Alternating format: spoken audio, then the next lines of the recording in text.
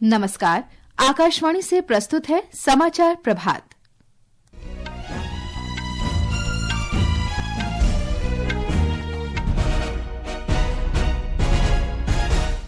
सरकार ने उत्तराखंड में सोनप्रयाग से केदारनाथ और गोविंदघाट से हेमकुंड साहिब तक 2 रोपवे परियोजनाओं को मंजूरी दी। प्रधानमंत्री नरेंद्र मोदी आज उत्तराखंड के 1 दिवसीय दौरे पर रहेंगे। श्री मोदी हरसिल में एक जनसभा को भी संबोधित करेंगे। विदेश मंत्री डॉक्टर सुब्रमण्यम जयशंकर ने कहा, राष्ट्रपति डोनाल्ड ट्रंप के नेतृत्व में अमेरिका बहुध्रुवीयता की ओर बढ़ रहा है, जो भारत के हितों के अनुकूल है। अमेरिका ने यूक्रेन को सैन्य सहायता बंद करने के बाद उसके साथ खुफिया जानकारी साझा करने पर रोक लगाई। खेलो इंडिया पैरा गेम्स 20 से 27 मार्च तक नई दिल्ली में आयोजित होंगे और आईसीसी चैंपियंस ट्रॉफी क्रिकेट में न्यूजीलैंड ने दूसरे सेमीफाइनल में दक्षिण अफ्रीका को 50 रन से हराया। रविवार को फाइनल में भारत से होगा सामना। समाचार प्रभात के साथ मैं फरहत नाज। सरकार ने उत्तराखंड में सोनप्रयाग से केदारनाथ रोपवे के विकास को मंजूरी दे दी है। इसकी लंबाई 12.9 किलोमीटर होगी। केंद्रीय मंत्रिमंडल की बैठक के बाद नई दिल्ली में सूचना और प्रसारण मंत्री अश्विनी वैष्णव ने बताया कि इस परियोजना की कुल लागत 4,000 करोड़ रुपए से अधिक होगी। उन्होंने बताया कि हेमकुंड साहिब रोपवे को भी विकसित किया जाएगा। 8 to 9 आवर्स की जो जर्नी है, that will become a journey of 36 minutes. श्रद्धालुओं को तो बेनिफिट होगा ही होगा और साथ ही साथ बहुत बड़ा जो लोकल बिजनेसेस हैं उनको बेनिफिट होगा और जो दिव्यांगजन हैं और जो हमारे बुजुर्ग साथी हैं उन सब के लिए भी एक बहुत बड़ी मेजर बेनिफिट इससे निकलेगा। श्री वैष्णव ने बताया कि मंत्रिमंडल ने पशुधन स्वास्थ्य कार्यक्रम को भी संशोधित किया है। टीकाकरण इस कार्यक्रम का प्रमुख क्षेत्र होगा। पशु औषधि योजना बनाई गई है जिससे कि क्वालिटी जेनेरिक मेडिसिन दिए जा सके और उनके डिस्ट्रीब्यूशन के लिए जो किसान समृद्धि केंद्र बने और जो कोऑपरेटिव सोसाइटीज हैं उनके माध्यम से पशु औषधि का डिस्ट्रीब्यूशन किया जाएगा। प्रधानमंत्री नरेंद्र मोदी ने मंत्रिमंडल के इन फैसलों की सराहना की है। प्रधानमंत्री ने कहा है कि उत्तराखंड में इन रोपवे के निर्माण से न केवल श्रद्धालुओं का समय बचेगा बल्कि उनकी यात्रा भी अधिक सुगम होगी। श्री मोदी ने आगे कहा कि संशोधित पशुधन स्वास्थ्य और रोग नियंत्रण कार्यक्रम से रोग नियंत्रण में सहायता मिलेगी, टीकाकरण कवरेज को बढ़ावा मिलेगा और पशुओं के लिए सस्ती दवाएं भी सुनिश्चित होंगी। प्रधानमंत्री नरेंद्र मोदी आज अपने 1 दिवसीय दौरे पर उत्तराखंड के उत्तरकाशी पहुंचेंगे। हमारी संवाददाता ने बताया है कि शीतकालीन पर्यटन को बढ़ावा देने के उद्देश्य से प्रधानमंत्री की यात्रा बेहद महत्वपूर्ण मानी जा रही है।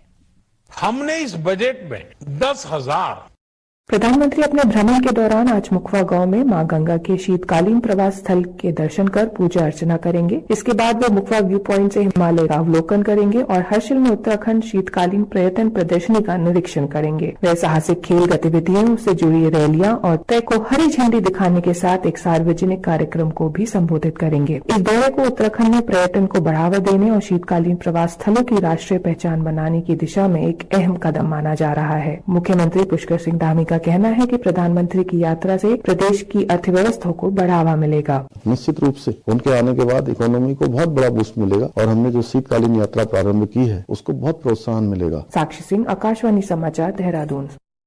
विदेश मंत्री डॉक्टर सुब्रमण्यम जयशंकर ने कहा है कि राष्ट्रपति डोनाल्ड ट्रंप के नेतृत्व में अमेरिका बहुध्रुवीयता की ओर बढ़ रहा है, जो भारत के हितों के अनुकूल है। डॉक्टर जयशंकर ने कहा कि राष्ट्रपति ट्रंप के नेतृत्व में अमेरिका की विदेश नीति में बदलाव अपेक्षित था और ये कई मायनों में भारत के हित में है। विदेश मंत्री कल शाम लंदन के चैथम हाउस थिंक टैंक में भारत का उदय और विश्व की इसकी भूमिका विषय पर एक सत्र को संबोधित कर रहे थे। डॉक्टर जयशंकर ब्रिटेन और आयरलैंड की 6 दिवसीय यात्रा पर हैं। कश्मीर में मुद्दों के समाधान पर एक सवाल का जवाब देते हुए डॉक्टर जयशंकर ने कहा कि अनुच्छेद 370 को हटाना पहला कदम था, कश्मीर में विकास और आर्थिक गतिविधि तथा सामाजिक न्याय को बहाल करना दूसरा और बड़ी संख्या में मतदाताओं को चुनाव में शामिल करना तीसरा कदम था। उन्होंने कहा कि भारत कश्मीर के उस हिस्से की वापसी का इंतजार कर रहा है जो अवैध रूप से पाकिस्तान के कब्जे में है। Removing Article 371, then restoring growth and economic activity and social justice in Kashmir was step number 2. Holding elections, which were done with a very high turnout, was step number 3. Part we are waiting for is the return of the stolen part of Kashmir, which is under illegal Pakistani occupation. When that's done, I assure you, Kashmir solved.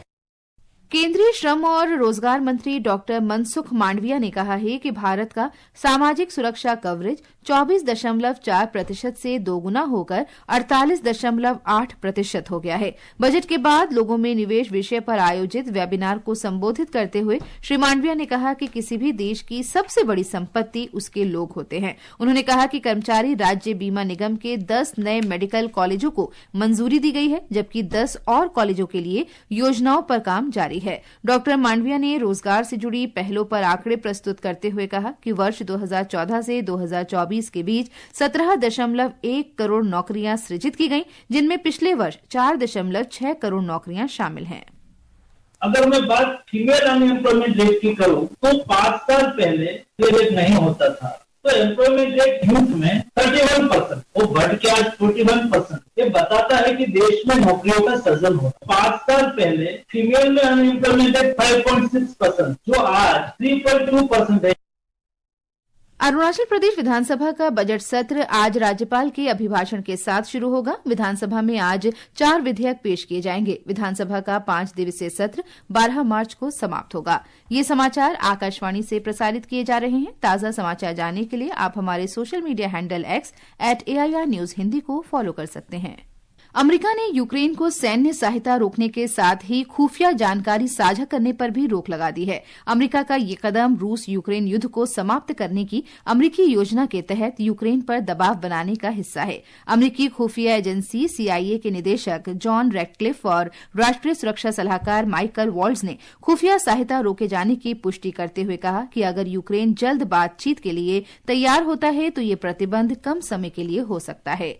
America के राष्ट्रपति Donald Trump ने Hamas को कड़ी चेतावनी देते हुए कहा है कि उसे गजा में सभी बंधकों को तत्काल रिहा करना चाहिए और मारे गए लोगों के शव लौटाने चाहिए। श्री ट्रंप की चेतावनी ऐसे समय में आई है जब अमेरिका ने इस बात की पुष्टि की है कि वह हमास के साथ सीधी बातचीत कर रहा है। ये बातचीत अमेरिकी नीति में स्पष्ट बदलाव को दर्शाती है। श्री ट्रंप ने हमास का खात्मा करने के लिए इजरायल को सभी संभव सहायता देने का वायदा किया और कहा कि अगर हमास बंधकों को रिहा नहीं करता है तो उसका एक भी सदस्य सुरक्षित नहीं रहेगा। उत्तर प्रदेश के कौशाम्बी जिले में आज सुबह यूपी STF और पंजाब पुलिस ने संयुक्त अभियान चलाकर पाकिस्तान की ISI से जुड़े बब्बर खालसा इंटरनेशनल गुट के एक सक्रिय आतंकी और अमृतसर निवासी लाजर मसीह को गिरफ्तार किया है। पुलिस ने बताया है कि गिरफ्तार आतंकी पिछले साल 24 सितंबर को पंजाब में न्यायिक हिरासत से फरार हो गया था।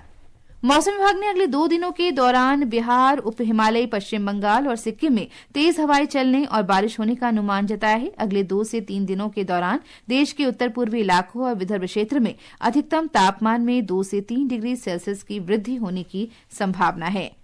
युवा कार्यक्रम और खेल मंत्री डॉक्टर मनसुख मांडविया ने घोषणा की है कि इस वर्ष खेलो इंडिया पैरा गेम्स 20 से 27 मार्च तक नई दिल्ली में आयोजित किए जाएंगे। इनमें विश्व के कई खिलाड़ी भाग लेंगे। खेलो इंडिया पैरा गेम्स का दूसरा संस्करण होगा। इस दौरान लगभग 1230 पैरा एथलीट 6 विधाओं में प्रतिस्पर्धा करेंगे। जवाहरलाल नेहरू स्टेडियम में 21 से 26 मार्च तक पैरा एथलेटिक्स, पैरा तीरंदाजी और पैरा पावर लिफ्टिंग खेल स्पर्धाएं आयोजित की जाएंगी। वहीं इंदिरा गांधी स्टेडियम परिसर में 20 से 27 मार्च तक पैरा बैडमिंटन और पैरा टेबल टेनिस स्पर्धाओं का आयोजन होगा।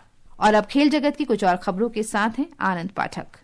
ICC चैंपियंस ट्रॉफी क्रिकेट में न्यूजीलैंड ने कल रात लाहौर में खेले गए दूसरे सेमीफाइनल में दक्षिण अफ्रीका को 50 रन से हराकर फाइनल में प्रवेश कर लिया है। न्यूजीलैंड के 363 रन के लक्ष्य के जवाब में दक्षिण अफ्रीका की टीम निर्धारित 50 ओवर में 9 विकेट पर 312 रन ही बना पाई। रविवार को फाइनल मुकाबले में भारत का सामना न्यूजीलैंड से होगा। इधर इंडियन सुपर लीग फुटबॉल में ओडिशा FC ने कल जमशेदपुर FC को 3-2 से हरा दिया। प्रतियोगिता में आज हैदराबाद FC का सामना पंजाब FC से होगा। ये मैच हैदराबाद में शाम 7:30 बजे से खेला जाएगा। इसके अलावा ऑर्लियंस मास्टर्स बैडमिंटन चैंपियनशिप में भारत के आयुष शेट्टी ने राउंड 32 में सिंगापुर के लो किन यू को हरा दिया। भारत के ही HS प्रणय ने चीनी ताइपे के वांग तुज वेई को हराया। मिक्स्ड डबल्स में रोहन कपूर और ऋत्विका शिवानी ने चीनी ताइपे के ये होंग वेई और निकोल गोंजलेस चान को हराया।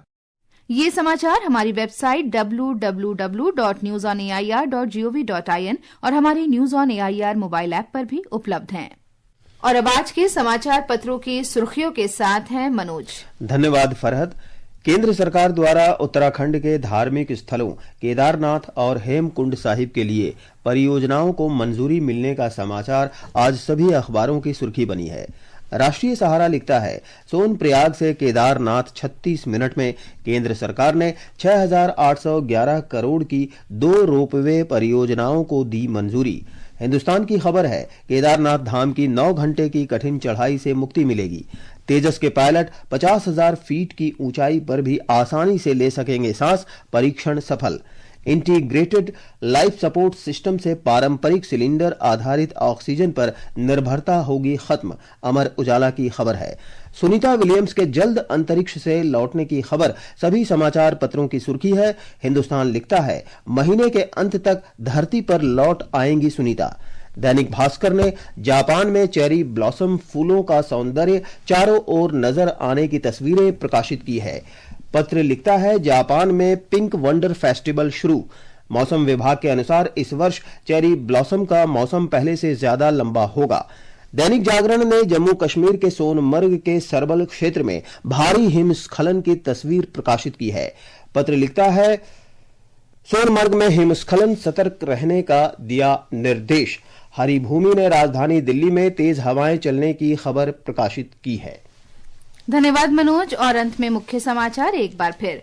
सरकार ने उत्तराखंड में सोनप्रयाग से केदारनाथ और गोविंद घाट से हेमकुंड साहिब तक 2 रोपवे परियोजनाओं को मंजूरी दी। प्रधानमंत्री नरेंद्र मोदी आज उत्तराखंड के 1 दिवसीय दौरे पर रहेंगे। श्री मोदी हरसिल में एक जनसभा को भी संबोधित करेंगे। विदेश मंत्री डॉक्टर सुब्रमण्यम जयशंकर ने कहा, राष्ट्रपति डोनाल्ड ट्रंप के नेतृत्व में अमेरिका बहुध्रुवीयता की ओर बढ़ रहा है, जो भारत के हितों के अनुकूल है। अमेरिका ने यूक्रेन को सैन्य सहायता बंद करने के बाद उसके साथ खुफिया जानकारी साझा करने पर रोक लगाई। खेलो इंडिया पैरा गेम 20 से 27 मार्च तक नई दिल्ली में आयोजित होंगे। और आईसीसी चैंपियंस ट्रॉफी क्रिकेट में न्यूजीलैंड ने दूसरे सेमीफाइनल में दक्षिण अफ्रीका को 50 रन से हराया। रविवार को फाइनल में भारत से होगा सामना। इसके साथ ही